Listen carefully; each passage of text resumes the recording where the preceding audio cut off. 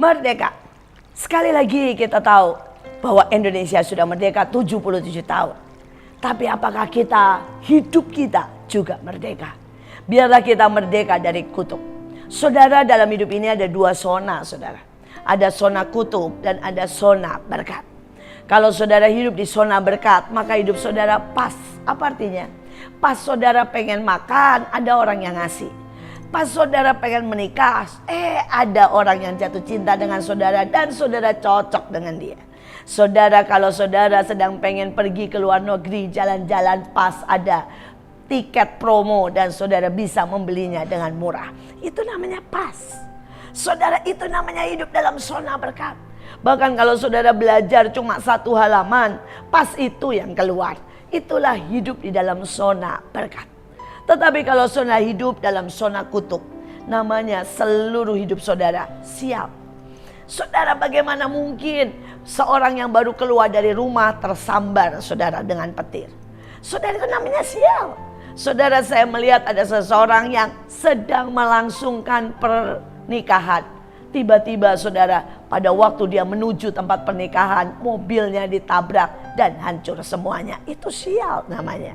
Saudara, bahkan ada seseorang yang sudah berusaha dengan sangat baik. Tiba-tiba saudara, di tempat di mana dia menyiapkan semuanya, saudara terkena kerusuhan dan hancur berantakan. Itu sial namanya. Dan kenapa ada orang yang hidupnya sangat sial dan ada orang yang hidupnya dalam zona berkat? Masalahnya ada kutub di dalam hidup mereka dan banyak orang yang tidak sadar. Saudara, Alkitab berkata kutub bisa dari 4 keturunan di atas kita. Pada waktu keturunan di atas kita, saudara itu membunuh. Saudara, ada hutang nyawa, ada hutang darah. Dan itu bisa turun sampai 4 keturunan. Mereka terkena kanker, mereka terkena sakit penyakit. Saudara, kenapa? Sepertinya gen mereka bahkan sudah ada itu. Dan itulah kutub. Saudara, beberapa orang berkata, kenapa tiba-tiba kami tidak bisa belajar? Kami begitu bodoh. Saudara, otak manusia itu semua sama. Tetapi menurut data, beberapa otak itu seperti terblok, tertutup. Karena sesuatu kejadian. Saudara, dan itu yang membuat orang tidak bisa belajar. Dan itulah yang disebut kutub. Saudara, sekali lagi, ada orang-orang yang tiba-tiba tanpa dia rasa, saudara. Tanpa dia mau, saudara. Dia merasa sepertinya hidup dia dibenci oleh banyak orang. Disalah mengertikan. Seringkali itu juga karena kutub. Dan kalau hari ini saudara ada di bawah kutub, mari kita belajar firman Tuhan. Di dalam Ulangan 28 ayat 1 berkata, jika engkau baik-baik mendengarkan suara Tuhan Allahmu dan melakukan dengan setia segala perintahnya yang kusampaikan kepadamu pada hari ini, maka Tuhan Allahmu akan mengangkat engkau atas segala bangsa di dunia. Saudara, dan Yesaya ayat 27, dan akan terjadi pada hari itu bahwa beban akan diambil dari atas bahumu dan kuk dari lehermu, dan urapan itu akan menghancurkan semua kutub. Saudara, jadi ada yang orang sangat diberkati. Syaratnya apa? Syaratnya adalah mendengarkan suara Tuhan dan melakukan dengan setia. Pada waktu kita setiap pagi berkata, Tuhan, selamat pagi. Apa yang hari ini harus saya buat? Mungkin tiba-tiba saudara baca dan keluar satu ayat, mengucap syukurlah dalam segala hal. Dan sepanjang hari saudara mengucap syukur. Bahkan mengalami hal-hal yang mungkin tidak enak, saudara mengucap syukur. Saudara sedang melakukan dan mendengarkan Tuhan. Maka engkau merubah hidupmu menjadi penuh berkat. Saudara, pada waktu saudara membaca pagi itu tentang mengampuni. Dan kemudian hari itu engkau disakiti. Dan engkau memilih mengampuni. Sekali lagi, engkau mendrive seluruh hidupmu di zona berkat. Pada saat engkau terus-menerus ada di dalam hukum kasih, engkau ada di dalam hati yang bersukacita, maka engkau bahkan membawa seluruh tubuhmu menjadi sehat. Dan engkau ada di zona berkat. Tetapi sebaliknya, pada waktu kita memilih marah. Kita memilih melawan orang tua. Pada waktu kita memilih korupsi.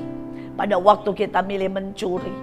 Maka saudara, tanpa kita sadari, kita ada di bawah kutuk, bahkan bukan cuma kita, tetapi 4 generasi setelah kita.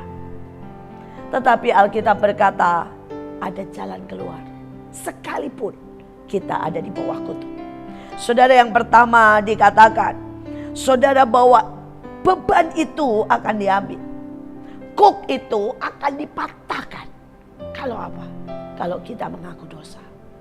Mari kita lihat introspeksi dan sungguh-sungguh menyadari dosa-dosa kita. Mungkin kita seorang yang membenci, pemarah, kita malas, kita tidak pernah mau berdoa dengan sungguh-sungguh. Introspeksi, saudara. Tulis semua dosamu dan sungguh-sungguh berkata, Tuhan tolongi aku, ampuni. Jangan sekedar bicara, tapi itu harus ada rimos. Artinya sebuah pertobatan yang dari dalam. Dan pertobatan yang sampai sakit dan menangis. Itulah rimos.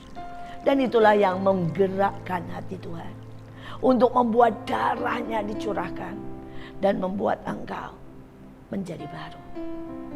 Tetapi yang kedua, Alkitab berkata, kita perlu berbalik 180 derajat.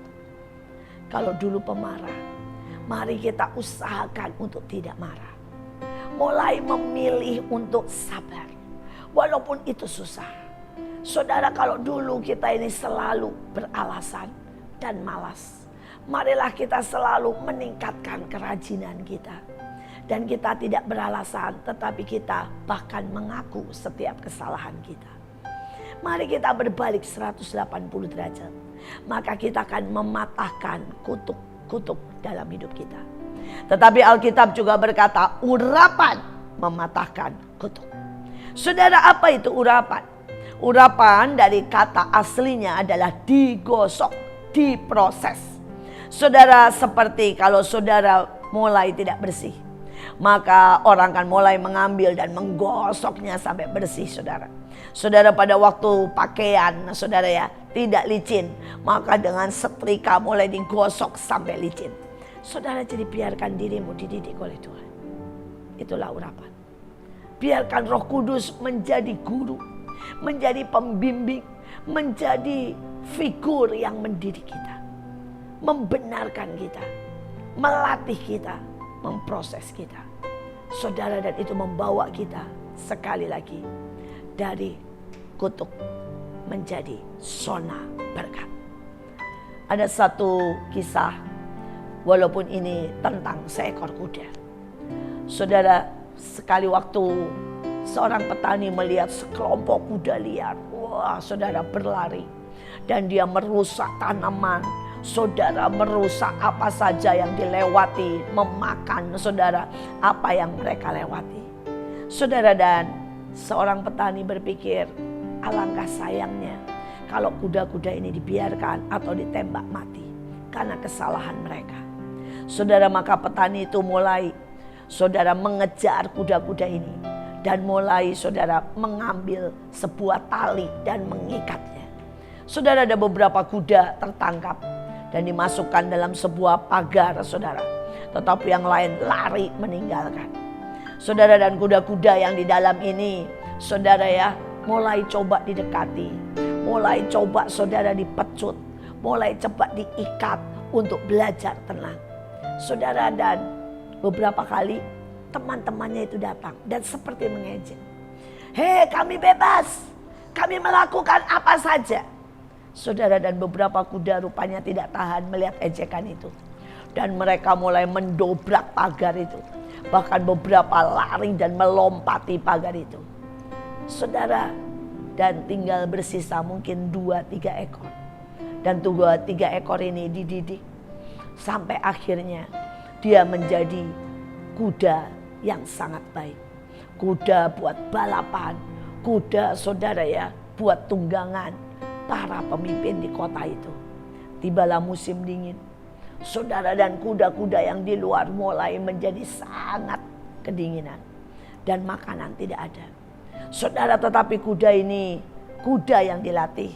Masuk dalam tempat yang hangat, diselimuti. Bahkan makan makanan semua yang terbaik. Kuda-kuda yang lain melihat dari jauh tapi tidak bisa berbuat apa-apa.